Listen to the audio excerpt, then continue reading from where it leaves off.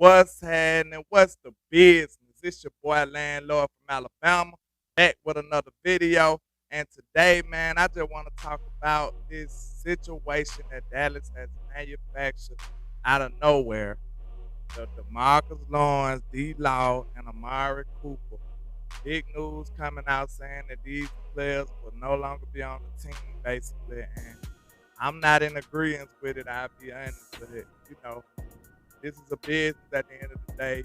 Stuff has to, pan itself out some kind of way. I'm a big fan of Coop, and I love D-Law too. D-Law do a lot of nasty stuff that, the stats won't show, but he's a very valuable player. But first, I guess I'll talk about D-Law, man, and how they trying to shortchange the boy. Like, they told him, take a pay cut, and D-Law said, no, sir, I will not be doing anything of the sort. You know what I'm saying? So D-Law told him no, he won't take a pay cut. And, he only played a few games last year, man. I think he played like 7 games. So, his numbers wasn't there. And he had a lot of injuries throughout the year. So his numbers was very, very minimal as they been, honestly, last few years. But, 2021 wasn't that great of a year for D-Law. He did have a huge impact when he came back, but, best ability is availability, as they say. So, he wasn't available.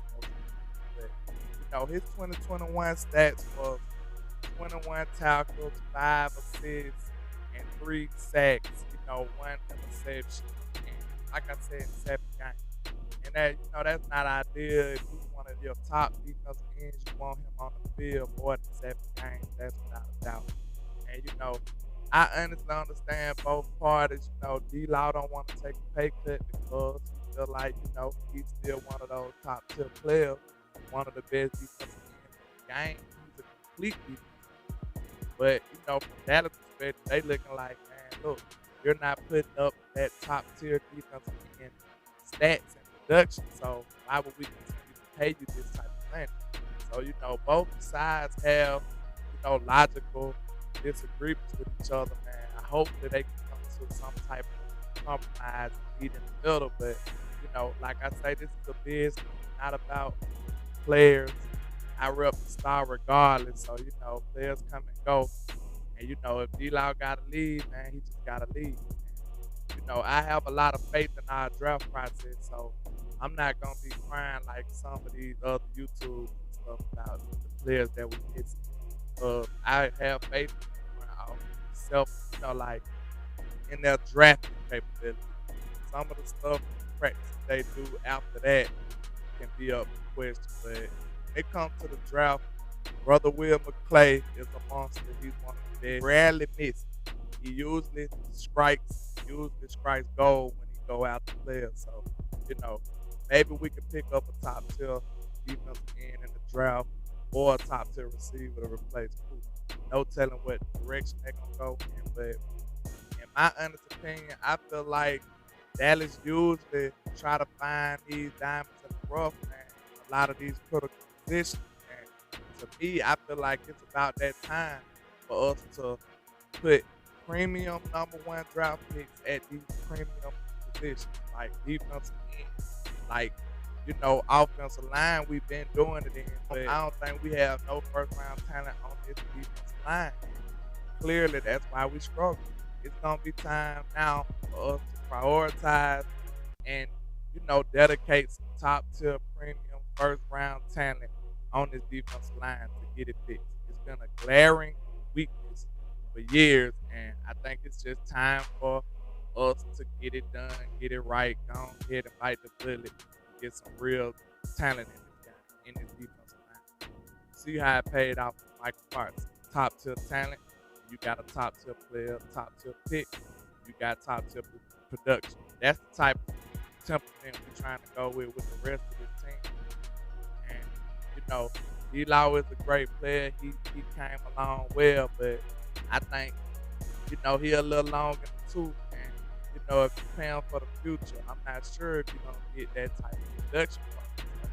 I'm not too against releasing Marcus Lawrence, but if we do, hopefully we have a decent backup plan, a plan B. Don't just release him without a plan B. That's my whole gripe about the whole situation. Don't be stupid and just, burn the bridge and you don't even know how you're gonna get over that. So hopefully we got a good substitute to put somebody a top tier type talent in place of Dlaw if we don't want to think. Okay, now let's talk about this Amari Cooper situation. Like I said, I kind of touched on it in the previous video, man. I'm a big fan of Cooper, Alabama fan. I've seen every game he played. I understand what kind of player he is. He was productive with the Raiders. They just didn't like him for some reason. I don't know, but we got him. He's been a good player, great player.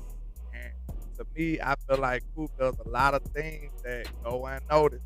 He occupies a lot of the defense. They concentrate on him, which opens up plays for Michael Gallup, CD Lamb, Dalton Schultz, everybody else on the field. I think that Amari Cooper is a consistent threat, so he demands a certain amount of attention, which allows the rest of the people to, blossom, get their targets, turn up because Coop is the main focus.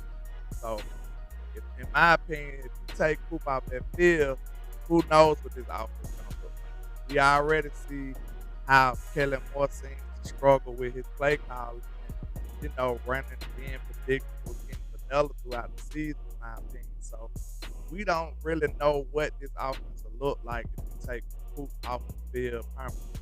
Because, maybe they can lock up CD Lamb with a top tier corner. We haven't seen them do that consistently. We haven't seen CD Lamb consistently beat number one corner throughout this league or throughout the year. We haven't seen it. Or Michael Gallup. We've seen him shine at times like when he beat Rams on that fake offensive pass interference a couple years ago. But we need to see them boys consistently beat number one corner. And hopefully the Cowboys know better than us or know better than me that they have faith that they can. Or they reach and get a top tier receiver in the draft. I'm not opposed to either way. I have faith in Will McClay, like I stated earlier. I feel like they will do the right thing. So I'm not too worried or too scared about how this is going to turn out for us.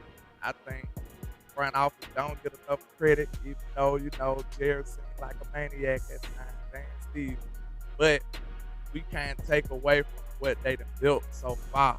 This is a nice team that they constructed, and all the credit goes to the front office.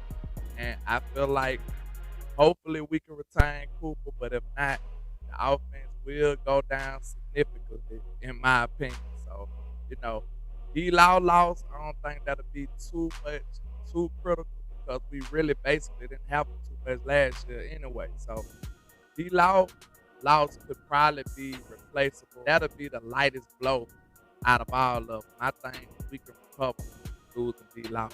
Even though he's a great player, I think we can recover from not having him. So, that's all I got for you, man. I just want to say my piece on these two players, man. It's looking like it's all going downhill. The Cowboys gotta stay in the main media. They gotta stay the center of attention of all time. So, that's partially why we love them, why they're American team. So, don't beat up the Jones. Let them do their thing. Hopefully we can construct this team the right way. And, just holler at your boy Landlord from Alabama with the same helmet, all sights. Just holler at your boy, man.